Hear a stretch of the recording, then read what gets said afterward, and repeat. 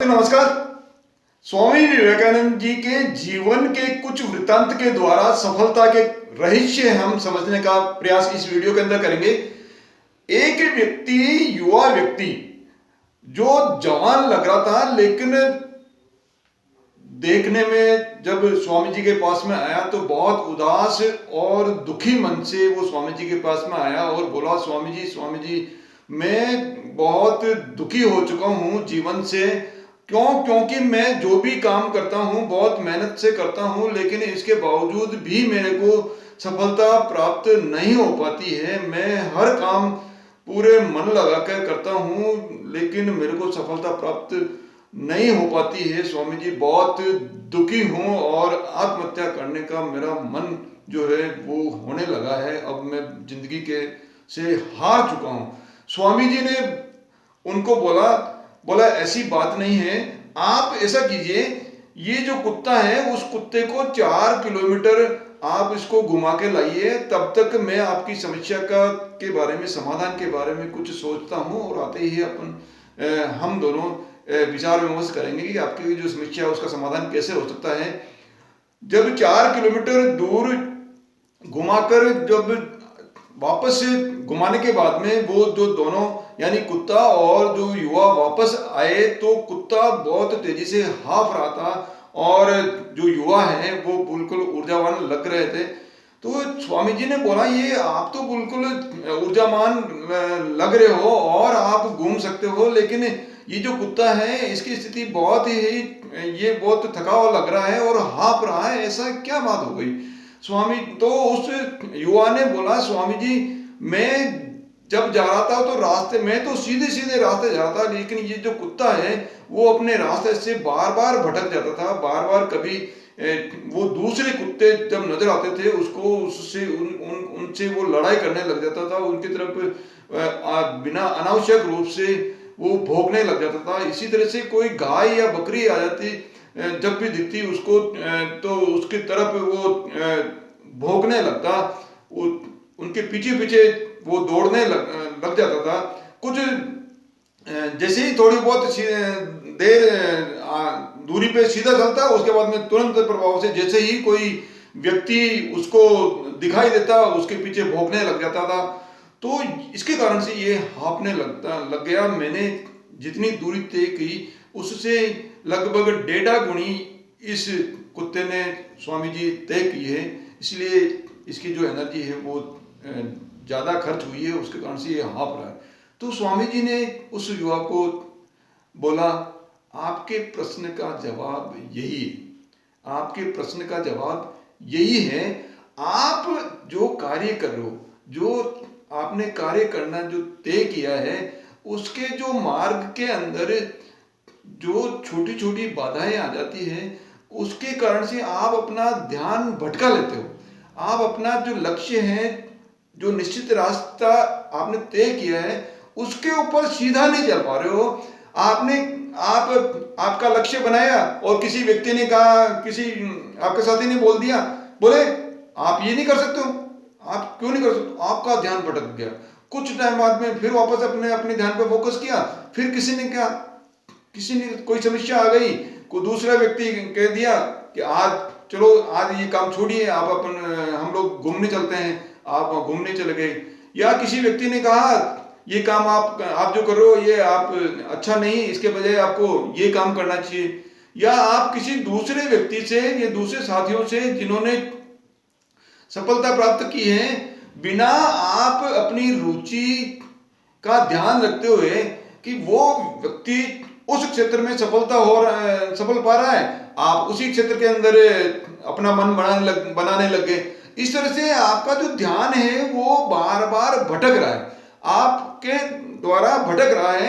आपको जो दूसरे व्यक्ति कह रहे हैं उसके अनुसार आप अपना जो रास्ता है वो जो है बदल लेते हो। किसी दूसरे आते व्यक्ति ने आके या किसी साथी ने आके बोला या कि इस काम को आप इस तरह से नहीं करो, आप इस तरह से करो, लेकिन बिना सोचे समझे आप अपना निर्णय दूसरे के निर्णय के अनुसार आप कर रहे हो। इसलिए बार बार जो है आप जो जैसे कुत्ता बार बार जो उसके जैसे ही कोई न कोई चीज कोई ऐसी स्थितियां बनती, उसके कारण से वो अपने रास्ते से भटक जाता था। इसी तरह से आप भी छोटी मोटी समस्याएं या छोटे मोटे ऐसे कोई कारण जिनके कारण से आपके रास्ते के अंदर कारण बनते हैं, उसके कारण से आप अपना जो है ध्यान क्या कर रहे हो, ध्यान भटका रहे हो, आप अपना ध्यान भटका रहे हो।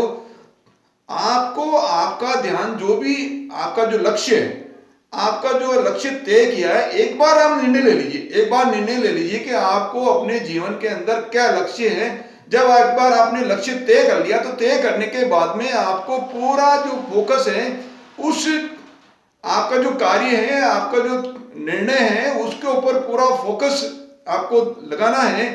यदि आप पूरी एनर्जी एक ही जो आपका निर्णय है, उस टारगेट है, उसके ऊपर लगाओगे तो आप आपके जो उद्देश्य है उसको निश्चित रूप से प्राप्त कर पाओगे। जैसे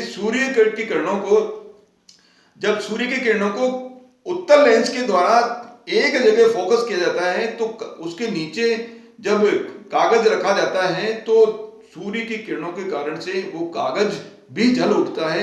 इसी तरह से आप जो भी निर्णय लो, जो भी आपका टारगेट है, सारी एनर्जी बिना इधर उधर की भटकाए, आप सारी जो एनर्जी है, आपकी सारी ऊर्जा है, उसको एक जगह फोकस कर दीजिए तो आप निश्चित रूप से अपने लक्ष्य को प्राप्त कर पाएंगे।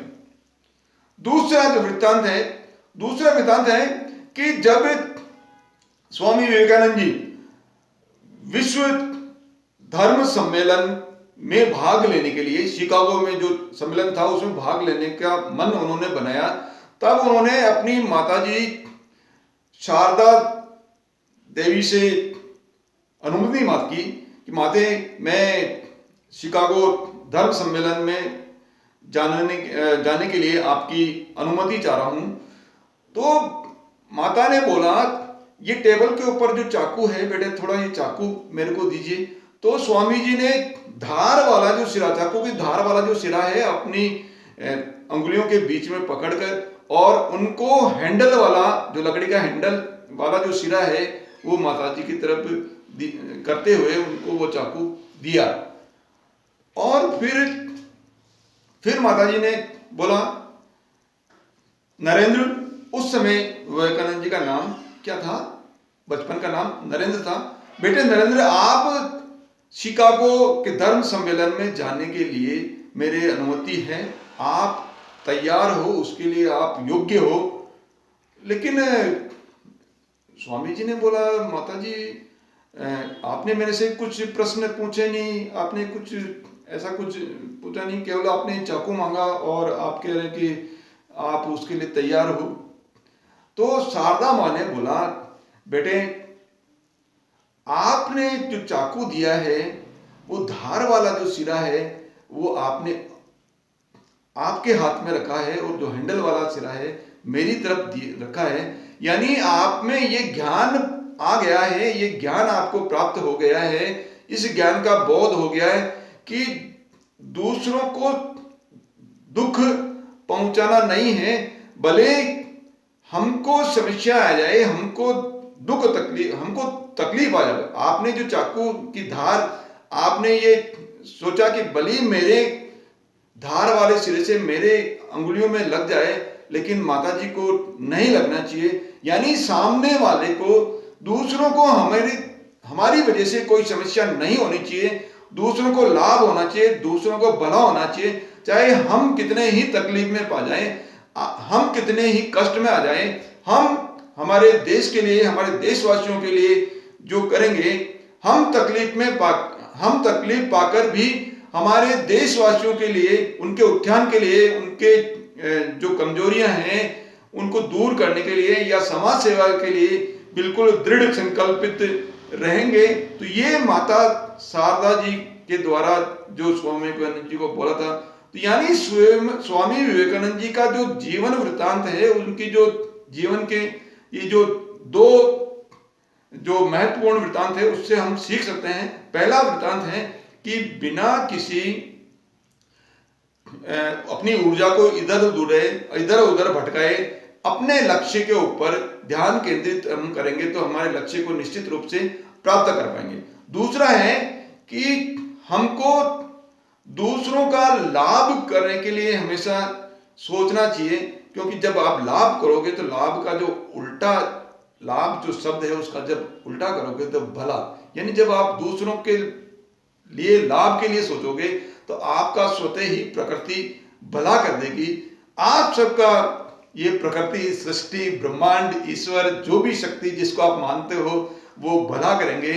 क्यों? क्योंकि आपने स्वामी विवेकानंद जी के द्वारा जो शिक्षा है वो प्राप्त करने के लिए ये वीडियो सुन रहे हो, मेरे साथ बने रहे हो, उसके लिए बहुत बहुत धन्यवाद। इसी तरह से हंसते रहो, मुस्कुराते रहो, और जो स्वामी विवेकानंद जी ने युवाओं को जो एनर्जी जो दी थी, उन्होंने जो देश के युवाओं के अंदर जो उस समय थोड़ा सा हतोत्साहित हो गए थे, उस समय युवाओं के अंदर जो अद्भुत अदम्य साहस उन्होंने भरा, उसके लिए हम सभी स्वामी विवेकानंद जी को नमन करते हैं।